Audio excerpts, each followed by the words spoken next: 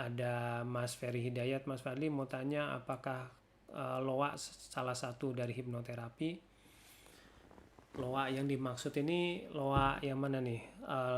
Apakah loa yang dimaksud adalah law of attraction? Jika betul, loa yang dimaksud adalah law of attraction, ya bukan termasuk hipnoterapi sebetulnya. Hanya saja memang di situ ada hal-hal yang ya mirip-mirip dengan hipnoterapi, karena di situ ada proses visualisasi begitu yang menghipnosis diri sendiri sebetulnya juga begitu, tapi bukan dalam kurikulum ketika kita mempelajari hipnoterapi begitu. Itu mungkin akan membantu ketika kita sudah mempelajari hipnosis atau hipnoterapi, kemudian kita memperdalam tentang loa ataupun mempelajari tentang loa, itu bisa membantu begitu, membantu untuk lebih mudah untuk memahaminya ataupun lebih mudah untuk melakukan law of attraction begitu, hukum ketertarikan ya di sini. Hukum ketertarikan itu membantu ketika kita, artinya maksudnya dengan pemahaman hipnoterapi membantu lebih mudah untuk melakukan atau memahami tentang hukum ketertarikan tersebut begitu. Jadi kalau bicara apakah salah satu dari hipnoterapi, setahu saya sejauh ini saya mempelajari hipnoterapi begitu, selama ini bukan termasuk dalam kurikulum yang saya pelajari begitu dan yang biasa saya ajarkan, tapi biasanya menjadi sharing tambahan lah begitu, sharing tambahan untuk pemberdayaan diri ya, karena memang di situ ada sisi-sisi mirip dengan hipnoterapi begitu, ada sisi afirmasi ataupun visualisasi begitu ketika kita melakukan hukum ketertarikan, maksudnya hal-hal yang berhubungan dengan hukum ketertarikan tadi. Nah, menarik memang ketika berbicara tentang law of attraction ataupun hukum ketertarikan ini ya. Salah satu yang saya dapatkan ketika mengeksplor ini, karena kan akhirnya kan ada yang emang benar bisa apa enggak gitu, cuman visualisasi gitu seperti itu. Ya enggak cuman visualisasi aja ya, tetap ada ikhtiarnya. Hanya saja berharapnya ketika kita pada kondisi yang bagus begitu, dalam kondisi hati yang bagus begitu, pikiran yang insya Allah bagus, maka akan lebih mempercepat proses tersebut begitu untuk menarik apa yang kita harapkan. Nah, apa yang kita harapkan ini kan ya maksudnya pasti kita inginnya bisa didapat begitu, tapi belum tentu kan, maksudnya apa yang kita inginkan juga dianggap yang terbaik, adalah yang terbaik untuk kita begitu, berdasarkan kacamata ataupun sudut pandang dari yang maha mengatur kehidupan kan gitu. Nah, yang lebih penting lagi adalah ketika kita mengaplikasikan hukum ketertarikan adalah mewaspadai adanya jebakan-jebakannya begitu, yang justru membuat kita menjauhkan dengan apa yang kita harapkan. Contoh ketika kita sudah memvisualisasikan goalnya, harusnya itu kita merasa bersyukur begitu. Jadi kan kalau di dalam hukum ketertarikan kan kita membayangkan, memvisualisasikan apa yang kita harapkan itu terwujud. Kita memvisualisasikan hal tersebut gitu ya, membayangkan apa yang kita harapkan itu terwujud. Nah, di tahapan ini diharapkan muncul energi rasa syukur, energi positif begitu ketika kita membayangkan apa yang kita harapkan terwujud. Kemudian baiknya, bagusnya muncul energi rasa syukur begitu.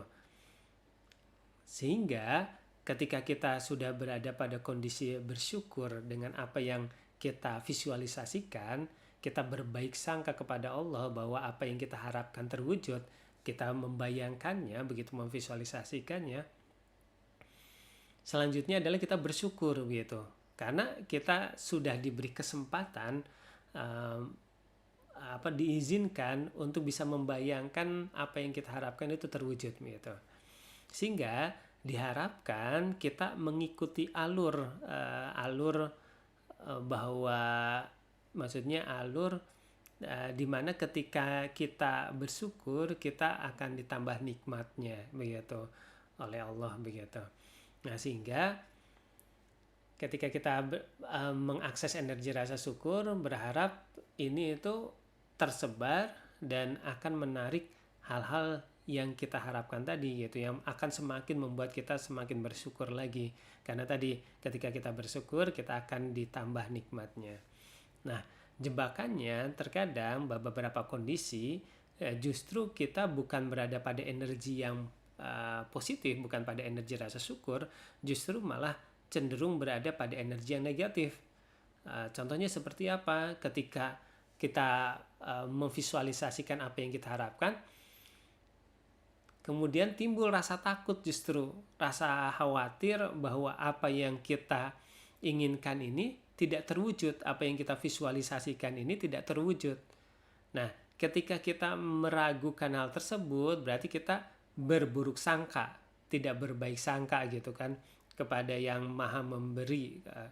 Nah, ketika kita berburuk sangka ataupun kita memiliki rasa takut akan hal tersebut itu tidak terjadi, maka kita sudah kena jebakan di mana kita belum dapat saja kita sudah ketakutan. Nah, jangan sampai kita justru malah menuhankan apa yang kita harapkan.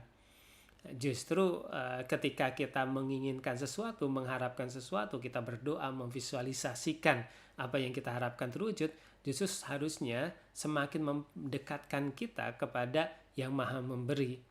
Semakin kita bersyukur dan meyakini bahwa Allah maha memberi, memberikan maha kaya, maha penyayang, maha adil, segala macam begitu. Ya, semuanya begitu, semua kebaikan. Nah, justru kita berada pada kondisi tersebut begitu. Maka kita akan cenderung dihantarkan pada skenario yang semakin mendekatkan apa yang kita harapkan tersebut. Tapi kalau kita sudah ketakutan, justru ya bisa jadi kita dijauhkan karena dikhawatirkan kita malah menuhankan apa yang kita harapkan tersebut, atau ketika diwujudkan justru kita menuhankan hal tersebut gitu. Nah, selain ketika dalam kondisi itu juga ada indikasi lain kalau kita itu salah posisi hati. Tadi kan salah satu contoh di tahapan awal ketika salah posisi hatinya seperti itu. Nah, di tahapan berikutnya juga kita bisa mewaspadai jangan-jangan kita salah posisi hatinya juga. Nah, ketika muncul kesempatan-kesempatan, ini juga kita bisa melihat, bisa menjadi indikator apakah kita berada pada posisi hati yang tepat atau tidak ketika kita mengaplikasikan tadi hukum ketertarikan tadi. Nah, bagaimana ketika ada kesempatan kita cenderung semakin bersyukur atau semakin merasa takut atau semakin negatif? Kita semakin positif atau semakin negatif? Contoh misalnya kita berharap mau mendapatkan sesuatu gitu. Ini sering saya sharingkan sebetulnya. Ingin mendapatkan sesuatu, misalnya saya berharap ya Allah sambil memvisualisasikan begitu dapat dapat pekerjaan, dapat bisnis misalnya, ataupun dapat sejumlah uang, ataupun dapat rumah atau dapat mobil misalnya. Nah, kemudian muncullah kesempatan-kesempatan begitu. Nah, ketika muncul kesempatan dan kita belum mendapatkan dari kesempatan tersebut yang baru kita dapatkan, nah kalau yang salah posisi hatinya kita akan cenderung negatif. Aduh, kenapa sih kok nggak ini gitu. Misalnya kita mau ada project misalnya dengan seseorang, karena terlambat atau apa begitu, jadi tidak terwujud begitu apa yang kita harapkan tersebut. Nah, kalau posisi hatinya salah akan cenderung menyalahkan, akan cenderung negatif begitu, akan cenderung negatif. Tapi kalau yang positif justru semakin bersyukur, terima kasih Allah sudah didekatkan dengan apa yang saya harapkan begitu.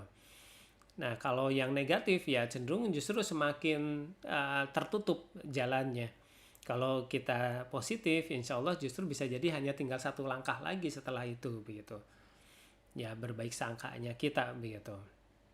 Dan meyakini bahwa ya kembali lagi bahwa apa yang kita anggap baik belum tentu ya menurut Allah itu baik begitu. Tetap berprasangka terus begitu kepada Allah, berprasangka baik begitu sehingga kita dihantarkan kepada hal yang terbaik untuk diri kita.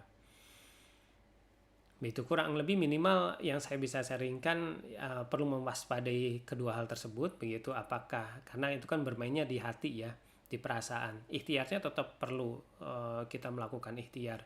Jangan sampai kita jadi makhluk rebahan gitu. Katanya pakai visualisasi bisa mewujudkan apa yang kita harapkan, ya udah kita rebahan aja nanti tiba-tiba datang gitu apa yang kita harapkan. Ya nggak seperti itu juga, saya bukan termasuk yang setuju dengan seperti itu. Tapi tetap ikhtiarnya ada. Justru dengan ikhtiar tersebut justru membuat kita semakin banyak hal yang bisa kita sadari begitu, pembelajaran yang kita dapatkan begitu. Oke, karena bisa jadi terkadang yang justru tanpa disadari ada hal-hal yang lebih berharga bisa jadi ketimbang apa yang kita harapkan ketika kita mengikuti prosesnya. Di dalam proses tersebut, ke dalam ikhtiarnya kita bertemu dengan hal-hal yang justru bisa jadi itu lebih berharga begitu, yang baru kita sadari ternyata begitu. Oke, saya sambil baca lagi komentar ataupun chat yang di live chat ya. Kok tidak bisa masuk Zoom-nya? Ya harusnya bisa sih, karena tadi saya coba pakai akun yang lain juga bisa kok, silakan. Bagaimana bila ada orang yang sudah ada mindset bahwa kehidupan itu tidak ada kebahagiaan sehingga bingung untuk bersyukur? Hal apa terlebih dahulu yang dilakukan? Apa harus diterapi? Ya ketika misalnya dia tidak merasa ada hal yang disyukuri, itu pun kesadaran ataupun pemikiran itu pun adalah sebuah hal yang bisa jadi perlu disyukuri juga. Ya bisa juga diterapi juga, bisa juga. Mulai dari kita melakukan satu proses-proses untuk kita melihat dari hal-hal kecil saja sebetulnya. Banyak hal kok dari hal-hal kecil di sekeliling kita yang bisa kita syukuri. Terkadang kita fokusnya kepada hal-hal besar, merasa bahwa hal-hal besar itu yang akan membuat kita bersyukur gitu. Padahal ada hal-hal yang kita anggap kecil begitu selama ini, itu juga bisa kita syukuri. Sehingga saya dalam proses bimbingan selama 1 bulan, biasanya saya ada program bimbingan selama 1 bulan, salah satu hal yang saya minta adalah dalam 30 hari tersebut melakukan terapi rasa syukur setiap pagi gitu. Nah itu bukan sesuatu yang mudah. Kita sering mendengar bahwa kalau katakanlah kalau tinta, maksudnya kalau lautan itu dijadikan tinta begitu, pohon-pohon itu dijadikan penanya untuk mencatat semua nikmat Allah itu tidak akan cukup. Nah ternyata ketika diaplikasikan untuk mensyukuri hal yang berbeda setiap hari, itu baru 10 hari, baru 5 hari itu merasa apalagi yang bisa disyukuri ya gitu. Nah bisa jadi karena kita jarang menyadari hal-hal sampai hal yang terkecil gitu di dalam hidupan kita merasa bahwa kok kayak nggak ada lagi yang bisa disyukuri ya gitu. Begitu. Biasanya di beberapa ya klien-klien ataupun teman-teman yang saya bimbing selama 1 bulan tersebut, di hari ke-5, hari ke-6 sampai hari ke-10 itu udah bingung mau apa lagi nih, karena diwajibkan setiap pagi itu melakukan terapi rasa syukur dengan hal yang berbeda setiap harinya begitu. Untuk melatih kesadaran kita, awareness kita begitu, untuk menyadari hal-hal yang ada di sekeliling kita sampai hal yang paling kecil sekali yang biasanya kita tidak anggap itu sesuatu yang bisa kita syukuri begitu. Ternyata tidak mudah begitu. Ya mulai dari hal seperti itu, berlatih sendiri bisa setiap pagi. Kita satu aja dulu lah setiap pagi, minimal kita itu bersedekah kepada diri kita. Kalau kita belum bisa bersedekah dalam bentuk materi ke orang lain, minimal tanda kutip kita bersedekah ke diri kita sendiri, energi positif setiap pagi gitu. Dengan kita mengucapkan satu hal yang bisa kita syukuri di pagi hari ini. Misalnya, terima kasih Allah masih bisa menghirup udara ini. Alhamdulillah. Ketika kita mengucapkan alhamdulillah itu, kita seperti menyelengi gitu, mengumpulkan energi positif, mensedekahi diri kita begitu tanda kutip ya, dengan energi positif, dengan terapi rasa syukur tersebut begitu. Setiap hari itu berbeda selama 30 hari gitu. Nah, itu pun beberapa dari yang saya bimbing itu tidak mudah. Nah, berharap itu menjadi latihan untuk semakin kita lebih sadar dengan hal-hal yang terkecil yang ada di sekeliling kita yang bisa kita syukuri. Silakan bagi yang mau live terapi, mau yang keluhannya psikis ataupun fisik, silakan, insya Allah nanti saya bantu, berharap jadi jodohnya untuk ya mendekatkan, bisa jadi mendekatkan pada kesembuhan, atau dan ini bisa jadi jalan pintu terakhir untuk mendapatkan kesembuhan, walau alam begitu. Silakan, penting saya berikhtiar untuk menjadi bagian proses kesembuhan tersebut. Berharap memang jodohnya. Bisa diklik link di deskripsi, ada link WA-nya, untuk nanti saya berikan link Zoom-nya. Ical Sabdo Dadi, Assalamualaikum, Karawang hadir, mangga. Waalaikumsalam. Kang Fadil, tok izin belajar, mangga kita sama-sama belajar ya. Cara ikut bimbingan 30 hari bagaimana Pak? Silakan nanti bisa konsultasi via WA saja untuk bimbingan selama 30 hari tersebut. Mas Ferry Hidayat, mengenai kemelekatan, harapan bagaimana cara menyikapi dan menempatkannya Mas Fadli? Oke, ya tadi sebetulnya supaya kita tidak melekat, saya sering menyampaikan, menganalogikan adalah melakukan visualisasi, menebarkan vibrasi, menggetarkan atau menggetarkan energi gitu, vibrasi begitu. Itu saya menganalogikan seperti halnya memetik gitar ya, memetik senar gitar begitu. Senar gitar tersebut dapat menimbulkan bunyi kalau kita memetik dan melepaskannya, baru nanti akan berbunyi kan. Kalau kita petik kemudian dipegangin terus begitu, nggak akan timbul bunyi, getarannya tidak akan dihasilkan. Tapi kalau kita memetik kemudian dilepaskan, itu akan menghasilkan getaran. Nah, kadang kita terjebak tadi, ketika kita menginginkan sesuatu belum juga didapatkan, sudah punya rasa takut begitu. Nah, sehingga dari awal memang baiknya kita ketika mengharap apapun adalah sebuah proses ibadah begitu. Ketika kita berdoa, itu pun bagian dari ibadah. Dan puncak dari berdoa adalah komunikasi kita dengan yang maha mengatur kehidupan begitu. Bisa jadi, dan kita perlu meyakini bahwa kenikmatan kita berinteraksi dengan yang mengatur kehidupan, dengan Allah, itu lebih dari apa yang kita harapkan itu sendiri begitu.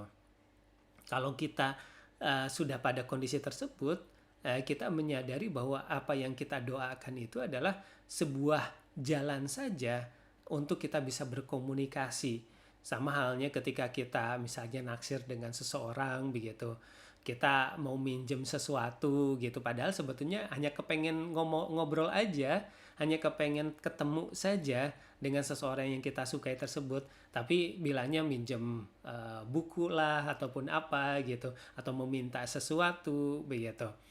Nah, dalam konteks kita dengan Tuhan, dengan Allah begitu, bisa juga agak mirip seperti itu begitu. Ketika kita meminta sesuatu, itu bisa jadi bukan yang utamanya, karena ya dunia ini remeh-temeh kan begitu. Sesuatu yang tidak ada artinya lah kita, ketimbang kedekatan kita dengan Allah begitu.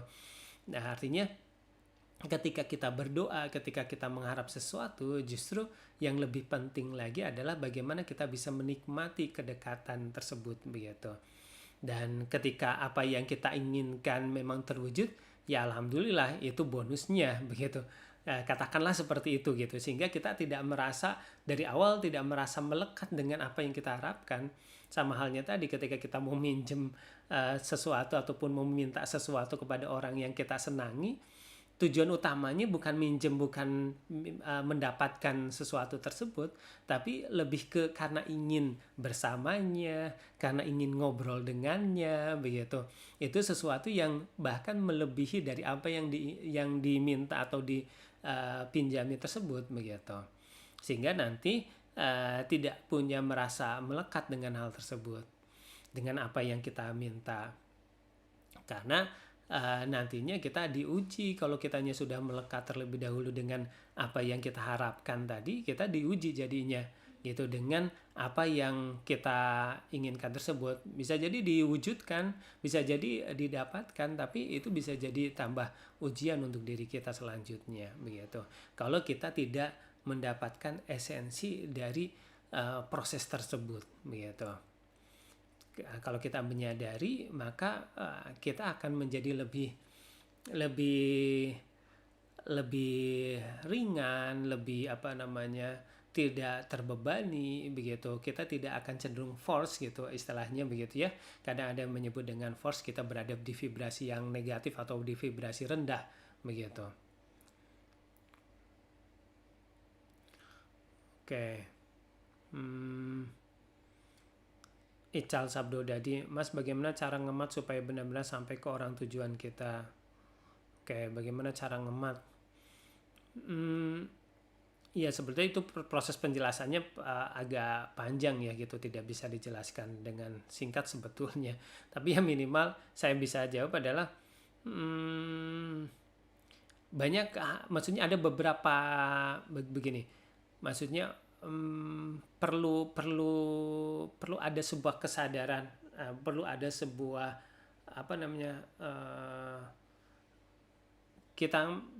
kita menyadari begitu. Karena kalau misalnya hanya sekedar ngemat itu connect aja gitu, ya bisa aja, bisa seperti itu. Tapi di sisi lain ada kesadaran yang lebih dalam lagi begitu. Karena hal seperti itu saya sendiri perkembangan ketika saya mengeksplor ngemat, ketika saya mengajarkan ngemat, ujung-ujungnya ya bukan bukan hanya untuk terkoneksi dengan orang, sebetulnya ujung-ujungnya terkoneksi dengan yang maha mengatur kehidupan, terkoneksi dengan Allah begitu. Itu efek-efeknya saja begitu, dampak-dampaknya saja ketika kita diberi kemudahan untuk terkoneksi dengan orang lain. Jadi mulai dari tujuan awalnya dulu diperbaiki sebetulnya begitu. Nanti itu jadi hal-hal yang lebih mudah untuk dilakukan ketika kita sudah bisa terkoneksi dengan yang menciptakan kehidupan ini, yang menciptakan manusia. Maka insya Allah kita diberikan kemudahan juga untuk terkoneksi dengan yang diciptakannya begitu. Nah, ya tentunya kita niatkan untuk terkoneksi, kemudian ada kesadaran yang lebih luas lagi yang terbuka begitu, bahwa kita ini memiliki teknologi yang super canggih lah begitu, untuk kita bisa terkoneksi dengan siapapun, atau bahkan kita kadang menyebutnya sebagai memori semesta begitu. Ya, dan ada latihan-latihannya memang kalau di dalam pelatihan ataupun di privat kemat begitu, seperti itu ada latihan-latihannya, ada tahapan-tahapan dari dasarnya begitu. Latihan mulai dari latihan kita masuk menjelajahi dunia internal diri kita harus paham di dunia internal diri kita ini seperti apa begitu, sehingga nantinya kita tahu ketika kita koneksi dengan seseorang yang kita tuju, apakah ada data yang masuk atau tidak begitu. Ya mulai dari kita mengenal dunia internal diri kita kita mulai mengenal apa yang ada di dalam diri kita. Kalau kita tidak mengenal dunia internal diri kita, sehingga kita tidak sadar dengan apakah data yang hadir itu yang kita koneksi atau bukan begitu, ataupun sudah ada perubahan data, atau ada data yang dikirim atau belum begitu, atau data yang diterima atau belum. Kalau kita tidak mengenal dunia internal kita, ya akan tidak mudah untuk melakukan hal tersebut begitu.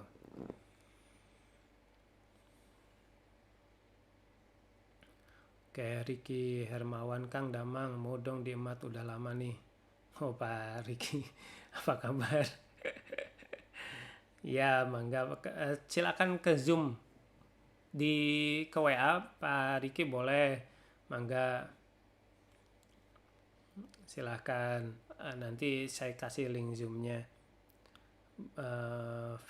Mas Ferry Hidayat, alhamdulillah, terima kasih banyak Mas, baik, sama-sama.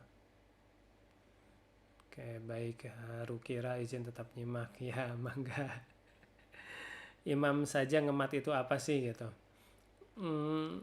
Ya ngemat itu sebetulnya namanya sih nggak penting ya sebetulnya.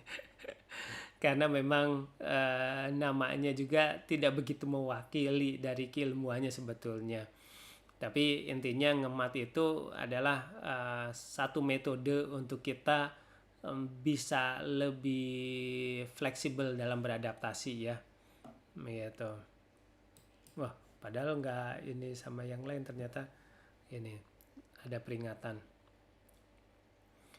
Jadi bagaimana kita terkoneksi dengan, ya sebetulnya lebih ke awalnya diharapkan terkoneksi dengan yang maha memberi kehidupan tentunya harusnya. Kemudian kita terkoneksi dengan ya sesuatu, seseorang, atau bahkan energi begitu, satu informasi atau sumber daya tertentu begitu, soul dari satu skill tertentu begitu, bisa juga insya Allah. Itu efek-efek lah begitu, efek dari ketika kesadaran kita dibuka, ketika kita semakin menyadari potensi-potensi yang ada di dalam diri kita, dan insya Allah ketika kita terkoneksi dengan yang maha memiliki apapun di dalam kehidupan ini, yang mengatur semesta ini. Mana nih pertanyaan apa nih?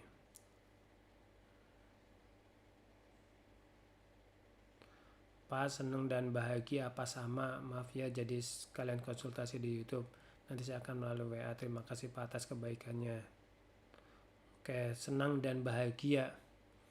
Ya definisi itu sebetulnya kita sendiri lah yang menentukan mau itu sesuatu yang dianggap senang ataupun bahagia begitu. Kan diri kita sendiri yang bisa merasakannya begitu. Jadi ya bisa jadi senang dan bahagia bercampur, bisa jadi begitu.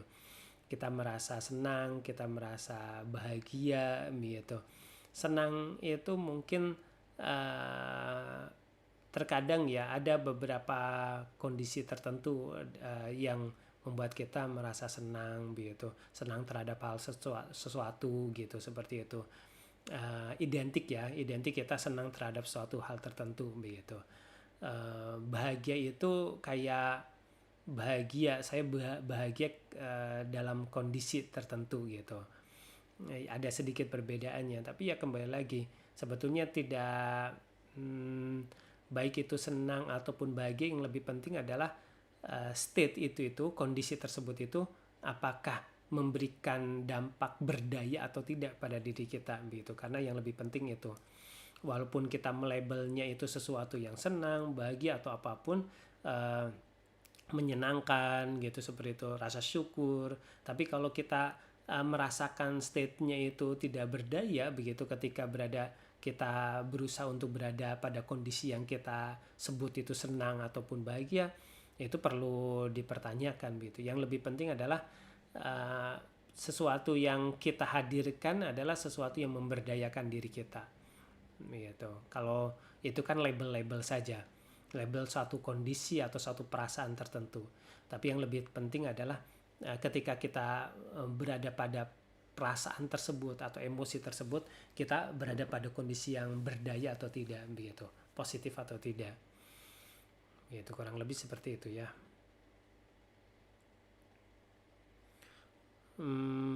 Ada Ical Sabdo Dadi, baik Mas, terima kasih penjelasannya. Tadi sudah dibahas ya, sudah dibaca.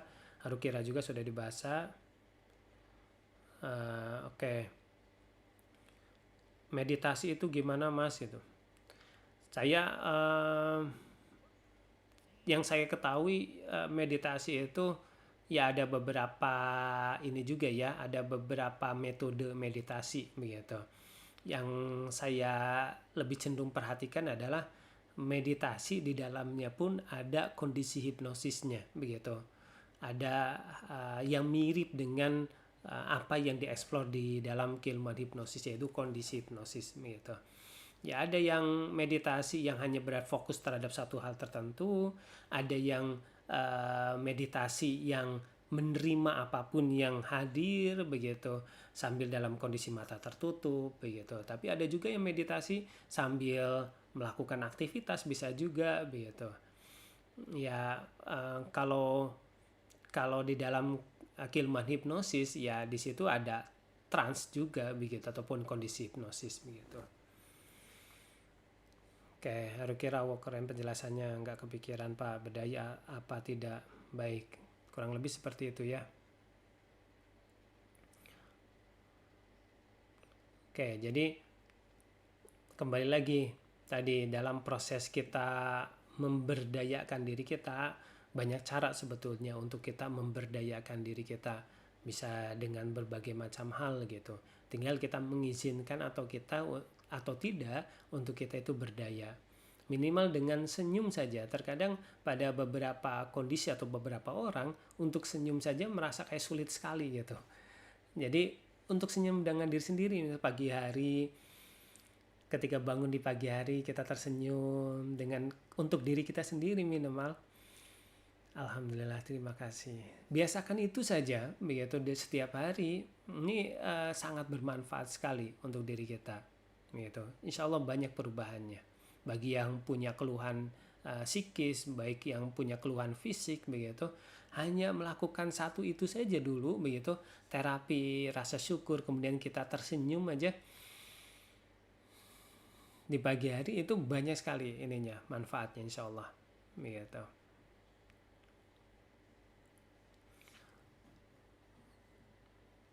Oke, jika tidak ada yang mau bergabung di Zoom, saya rasa cukup untuk di malam hari ini.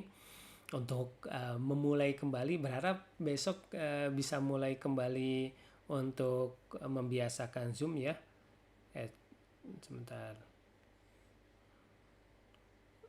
ini kirim link lagi, tadi sudah kok, silahkan. Coba ini terakhir, silahkan kalau mau coba masuk. Ini di sini belum ada notifikasi untuk yang ini, untuk yang masuk ke Zoom-nya. Saya sudah bagikan linknya, yang bagi yang sudah ini WA, sudah masuk ke WA, silakan. Oke nih, saya pakai HP ini, saya ke Zoom nih. Karena ada yang menyampaikan nggak bisa masuk ya. Nih lihat. Oke. Oh, karena sudah mau berakhir mungkin. Kalau tadi bisa.